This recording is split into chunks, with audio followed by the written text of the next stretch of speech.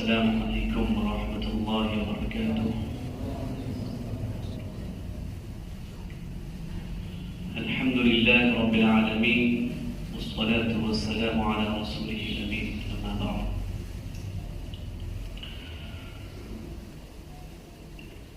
عزیز طلبہ، محترم حاضرین کرام، علماء کرام، اساتذہ کرام، اس وقت کی یہ مجلس حقیقت میں بہت ہی اہم اور بہت ہی بابرکت مجلس ہے۔ جیسے کہ حضرت نے فرمایا کہ قرآن کریم کی تکمیل کی مجلس یعنی ایسی مجلس میں جہاں دعا قبول ہوتی ہو،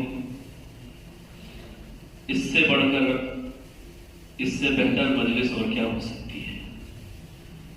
یہ ہماری خوش نصیبی ہے کہ ایسی مجلس میں ہمیں شرکت کا موقع ملا، اور میں دل کی گہرائی سے ہمارے بڑے، ہم سب کے بڑے اور اس محلے کے لیے ایک قیمتی نگینہ ہے، ایک قیمتی ہیرا ہے جو اللہ تعالیٰ نے اس محلے والوں کو دیا ہے۔ وہ ہمارے بڑے جناب حضرت مولانا قاری شاہد صاحب ہیں۔ میں ان کا دل کی گہرائیوں سے شکریہ ادا کرتا ہوں۔ اللہ تعالیٰ سے دعا ہے کہ اللہ تعالیٰ ان کو جزائے خیر عطا فرمائے، عمر میں برکت عطا فرمائے، اور یہ جو کام کر رہے ہیں، دیکھیے ہماری تعریف سے ان کو کچھ نہیں ملے گا، لیکن اگر ہم تعریف کے دو الفاظ نہ کہیں، حوصلہ افزائی ان کی نہ کریں، تو شاید یہ ناانصافی ہوگی۔ تو اس لیے تعریف کر کے خود کو بھی یہ بتانا ہے کہ دیکھو کس طرح کے کام ہمارے بڑے کر رہے ہیں، اور ساتھ ہی ساتھ قرآن کریم کی محبت اللہ تعالیٰ نے ان کی دل میں ایسی ڈالی ہے۔ حضرت نے فرمایا کہ ہم غریب، تو بہرحال یہ بڑوں کا انداز ہے، بچوں کی حوصلہ افزائی کس طرح سے کرتے ہیں، ہمیں اس کو سمجھنا چاہیے۔ بہرحال اللہ تعالیٰ ان کو جزائے خیر عطا فرمائے۔ تو حضرت آپ کو تو اللہ تعالیٰ نے اتنی قیمتی دولت دی ہے، اور اتنی دولت دی ہے کہ آپ ماشاءاللہ دولت بانٹ رہے ہیں، اور ایسی دولت زندگی بھر آپ بانٹتے رہیں گے تب بھی آپ کی یہ دولت ختم نہیں ہوگی، بلکہ اس میں اور اضافہ ہوگا۔ اور حقیقت میں آپ حضرات سے یہ بتاؤں کہ میں اس مدرسے سے مکتب نہیں بولوں گا، کیونکہ اتنا اچھا کام یہاں ہو رہا ہے، اس کو میں حضرت سے، میں نے اس سے پہلے بھی گزارش کی تھی، حضرت اس کو مکتب مت بھولیے، یہ مدرسہ ہے، اور اتنا بڑا کام ہو رہا ہے، اور اتنی خاموشی سے آپ کام کر رہے ہیں۔ میں بہت زیادہ اس مدرسے سے میں بہت زیادہ متاثر ہوں، بہت زیادہ۔ اس کی وجہ یہ ہے کہ یہاں کے اکثر طلباء جس سے میری اکثر ملاقات ہوتی رہتی ہے، اور یہاں کے طلباء کا میں وقتاً فوقتاً میں سنتا رہتا ہوں، تو اس سے مجھے اندازہ ہوتا ہے کہ واقعی حضرت کس درجے کی محنت یہاں پر آپ لوگوں پہ کر رہے ہیں۔ ہمیں اس کی قدر کرنی چاہیے۔ اس محلے والوں سے میں یہی گزارش کروں گا کہ واقعی آپ کو اتنی قیمتی دولت ملی ہے، اگر آپ ان کی قدر نہیں کریں گے تو اللہ تعالیٰ کا نظام ہے کہ جس چیز کی قدر نہیں ہوتی وہ نعمت اللہ چھین لیتا ہے۔ اللہ تعالیٰ اس سے ہمیں بچائے۔ ساتھ ہی ساتھ تمام اساتذہ جو حضرت کے ساتھ کام کر رہے ہیں ان کو بھی مبارکباد پیش کرنا چاہتا ہوں۔ عزیزم حافظ محمد عاقب صاحب کو اور ان کے گھر والوں کو، خاص کر کے ان کے تمام اساتذہ اور ان کے والدین کو میں مبارکباد پیش کرتا ہوں کہ اللہ تعالیٰ نے آپ کو اتنی بڑی کامیابی دی ہے۔ اللہ تعالیٰ اس پہ قائم رکھے آپ کو، اور اسی طرح کہ آپ اپنے سفر کو جاری رکھیے، اللہ تعالیٰ خوب کامیاب کرے آپ کو۔ حضرت، جیسا کہ میں نے آپ سے بتایا کہ میں اس مدرسے سے بہت زیادہ متاثر تھا، کیونکہ شہر میں مختلف جگہوں میں کام ہو رہے ہیں اور ہر چیز میں ایک کوالٹی ہوتی ہے، اور انسان کی کوشش یہ ہوتی ہے کہ ہمارے پاس میں جو چیز حاصل کروں یا جو چیز خریدوں اس کے اندر بہتر کوالٹی ہو۔ مثال کے طور پہ ہم کپڑے خریدنے جاتے ہیں تو وہ کپڑے دکھاتے ہیں تو اس سے بولتے ہیں کہ اس سے بہتر کوالٹی دکھاؤ، تو کہتے ہیں اس سے بہتر کوالٹی اگر آپ کو چاہیے تو قیمت تھوڑی بڑھ جائے گی، تو کہتے ہیں اس سے کوئی مطلب نہیں، تم تو چیز دکھاؤ، چیز بڑھیا ہونی چاہیے۔ جب ہم کوئی بھی چیز خریدتے ہیں تو وہ کیا کہتے ہیں کہ بہتر کوالٹی دکھاؤ۔ ہم اپنے بچوں سے بھی یہی کہتے ہیں کہ دیکھو اپنے اندر کوالٹی پیدا کرو، بہتر کوالٹی ہوگی نا تو انشاءاللہ پوری دنیا میں کہیں بھی جاؤ گے تو بہت زیادہ عزت پاؤ گے۔ پھر دنیا کی عزت تو تمہارے لیے کچھ بھی نہیں ہے، اگر اصل جو ہے نا وہ آخرت کی عزت ہے، اس کو حاصل کرنے کے لیے دنیا میں تمہیں جو سخت محنت کرنی ہے اس محنت کے ذریعے سے اپنے آپ کو سب سے پہلے بناؤ۔ دوسری چیز میں طلبہ، کیونکہ میں خود ایک طالب علم ہوں اور میں نے جو محسوس کی ہے ابھی تک کہ وہ میں اپنے طلبہ سے بار بار یہ میں کہتا رہتا ہوں کہ ہمارے استاد محترم اللہ تعالیٰ ان کو لمبی عمر عطا فرمائے، ان کا سایہ ہمارے سروں پر قائم فرمائے۔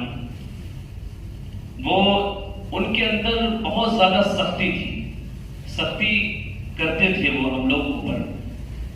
وہ سختی اس لیے کرتے تھے، وہ اپنے فائدے کے لیے نہیں کرتے تھے، وہ سختی ہمارے لیے کرتے تھے، لیکن ہم لوگ جب پڑھتے تھے اس وقت اتنا سمجھ میں ہمیں نہیں آتا تھا۔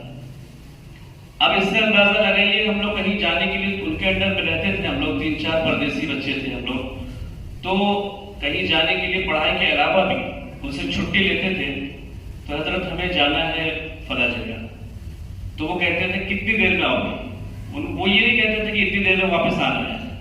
اگر میں ان سے بول رہا ہوں کہ مجھے رام گنج جانا ہے تو وہ یہ خود پوچھتے تھے کہ کتنی دیر میں آؤں، تو میں ان سے یہ کہتا تھا مثال کے طور پہ 3 بج رہا ہے، 3:30 بجے تک انشاءاللہ واپس آ جائیں گے۔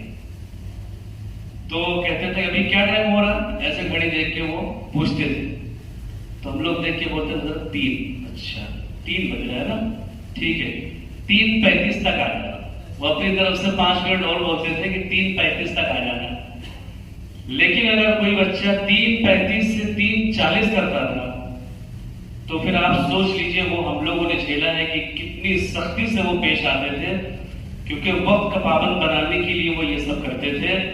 اور صرف یہی وجہ نہیں، ہر چیز کی تعلیم کے ساتھ ساتھ تربیت میں بھی، کوئی مہمان آتے تھے فوراً نام لے کے رحمت اللہ پانی پلاؤ، تو وہ ایک ایک چیز پہ دھیان دیتے تھے کہ چل کر کس طرح سے آ رہے ہیں، گلاس کو کس طرح سے پیش کر رہے ہیں۔ مثال کے طور پہ ایک ہاتھ میں بوتل ہے، ایک ہاتھ میں ہم گلاس پانی اٹھا رہے ہیں، تو ہم نے یوں دے دیا ایک ہاتھ سے، تو کہا وہ گلاس واپس لو، گلاس کہا بوتل رکھو، دونوں ہاتھوں سے اس طرح سے پیش کرو۔ تو ایک ایک چیز جو استاد کی سختی، اس کو برداشت کرنا، یہ آج کے وقت میں ایک بہت بڑا چیلنج ہے۔ اسی مدرسے کی بات ہے، ایک صاحب سے ہم نے پوچھا کہ آپ کا بچہ فلاں جگہ پڑھتا تھا، ابھی وہاں نہیں پڑھ رہا، اس کی وجہ کیا ہے؟ تو انہوں نے بتایا کہ ہمارا بچہ جو ہے کئی دن ناگے کر لیے اس نے، جیسے کہ یہاں کا مزاج ہے، ہم بھی ایک مدرسے میں پڑھاتے ہیں چینی کے برج میں، ماں باپ آ جاتے ہیں چھٹی دلانے کے لیے، کیا ہے؟ شادی ہے، اور اس سے پوچھیے شادی کس کی ہے؟ تو وہ ہمارے نانا تھے، ان کے وہ رشتے دار تھے، ان کے رشتے دار بھی دور دور تک کچھ لینا دینا ہے ہی، بس دعوت آ گئی تو خود کو بھی جانا ہے اور بچے کو بھی لے کر جانا ہے ساتھ میں۔ اس چیز سے یہاں کے اسکول کے ہو، مدرسے کو ہو، ٹیچر مدرسے اس قدر پریشان ہیں۔ آپ یہ سوچیے کتنی تکلیف دہ بات ہے یہ کہ یہ حضرات مدرسین آپ کے بچوں کو بنانے کے لیے، ان کا کوئی مقصد نہیں ہے۔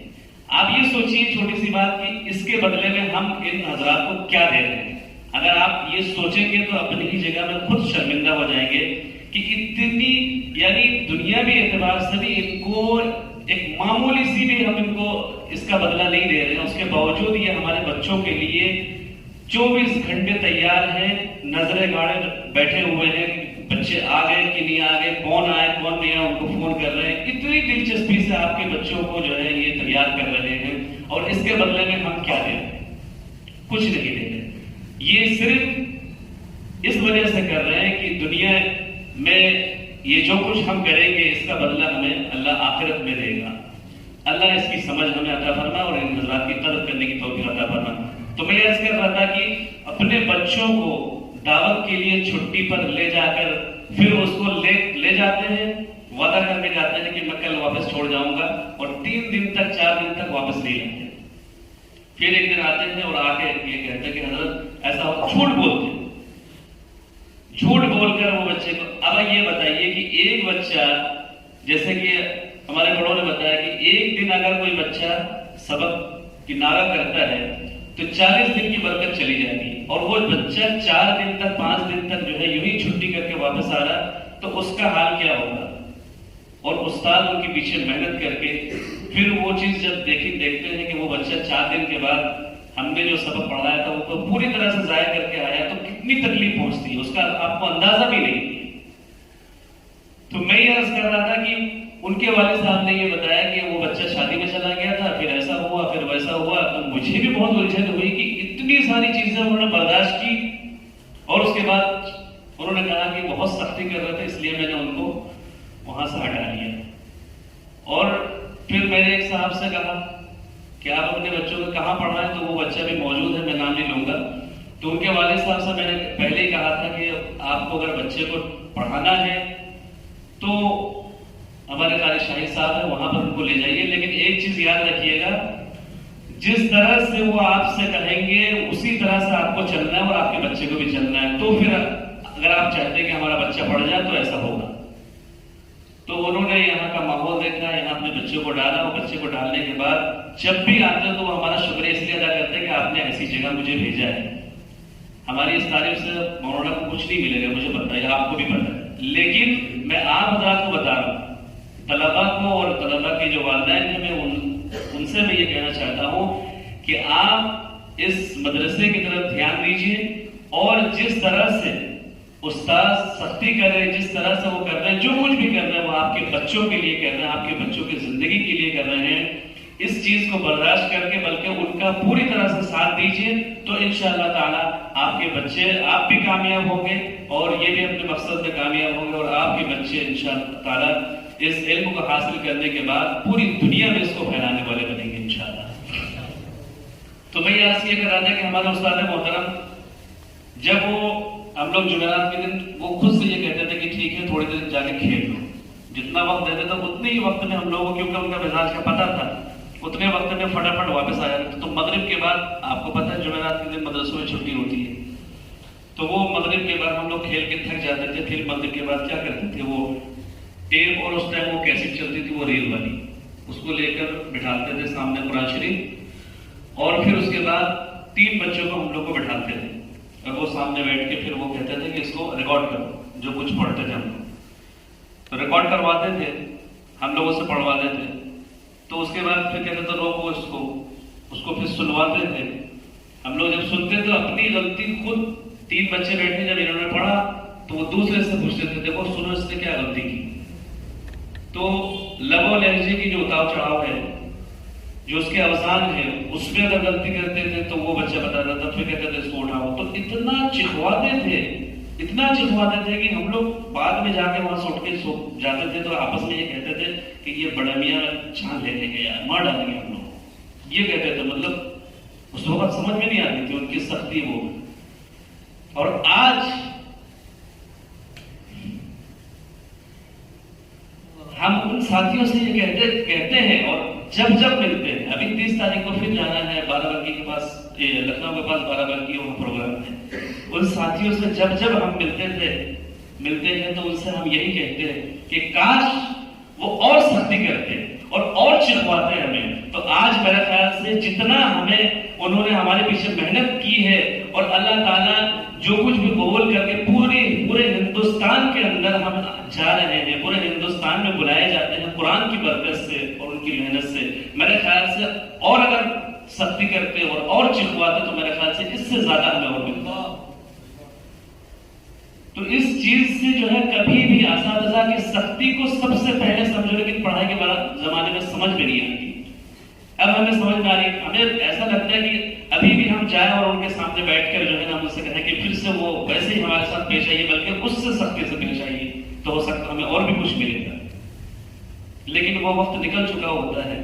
اس لیے ہم آپ سے ایک طالب علم ہونے کے ناطے ہم آپ سے گزارش کریں گے کہ استاد کی سختی کو اگر کسی نے برداشت کر لیا تو وہ سمجھ لو کامیاب ہو گیا. سب سے پہلے ہمیں یہ ذہن میں رکھنا ہے کہ استاد جیسے کہہ رہے ہیں ویسے ہی کرنا ہے، جس طرح سے چلا رہے ہیں ویسے چلانا ہے. ہمارا دل چاہ رہا ہے کہ ہم شادی میں جائیں، استاد منع کہہ رہے ہیں کہ مت جاؤ، وہاں فوراً رک جاؤ، اپنے آپ کو روک دو.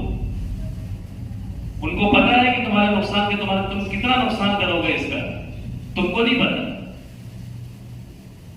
تو اس لیے طلباء کے والدین سے بھی یہی گزارش ہے اور تمام طلباء سے یہی گزارش ہے کہ استاد کے حوالے جب آپ نے بننے کے لیے بچوں کو چھوڑا ہے تو استاد کے حوالے کر دیجئے. وہ جس طرح سے آپ کو بنا کر آج جو ان کو پیش کیا ہے، ان کے ماں باپ سے پوچھیں ان کی خوشیوں کے بارے میں، ان سے پوچھیں ان کی خوشیوں کے بارے میں. یہ ایسے تھوڑی بن گئے.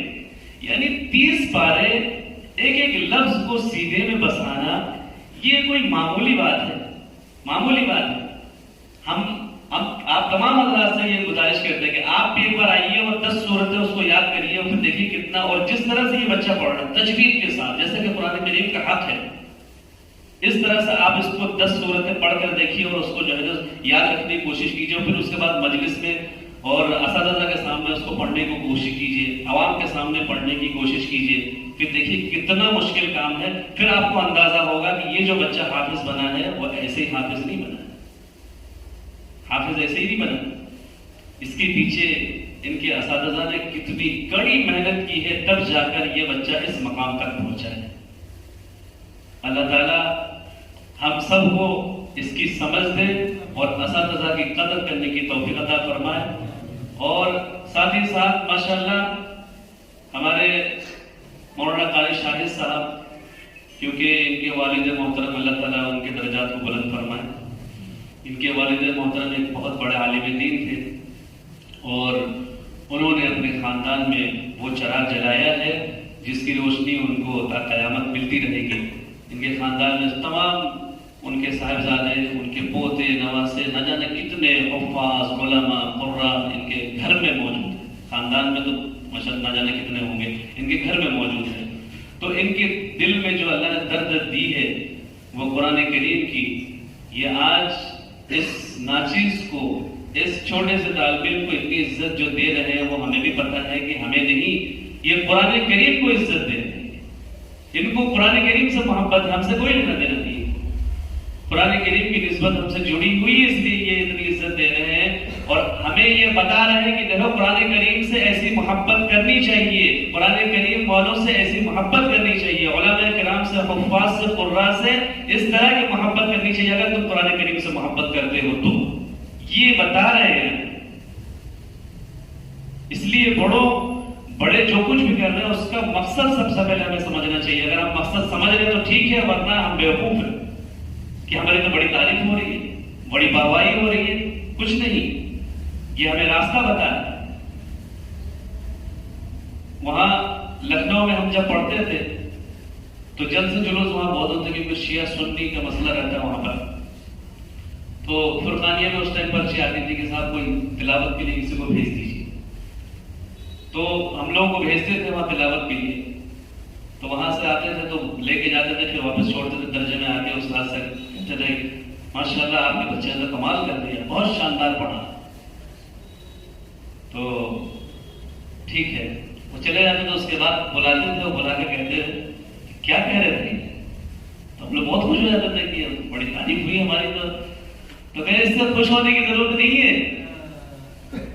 اس سے خوش ہونے کی ضرورت نہیں ہے، بلکہ ضرورت اس بات کی ہے کہ تم نے جو کچھ پڑھا ہے اس میں غلطی کہاں کی ہے اس پہ دھیان دو. غلطی کہاں کی ہے اس پر دھیان دو اور اپنی غلطیوں کو سدھارو.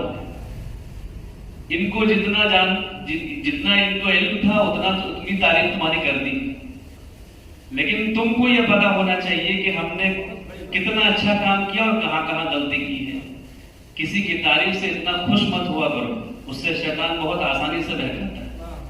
اس لیے ہم لوگ کبھی کبھی کیا کرتے تھے، سبق جب سناتے تھے تو وہ لائن میں کھڑے ہوتے تھے ہم لوگ، تو ان کے آس پاس میں 2 بچے بٹھا دیتے تھے، اور اللہ نے مطلب ان کو اتنی سمجھ دی ہے کہ ابھی 75 سال سے لگاتار وہ محنت کر رہے ہیں قرآن کریم کے اوپر۔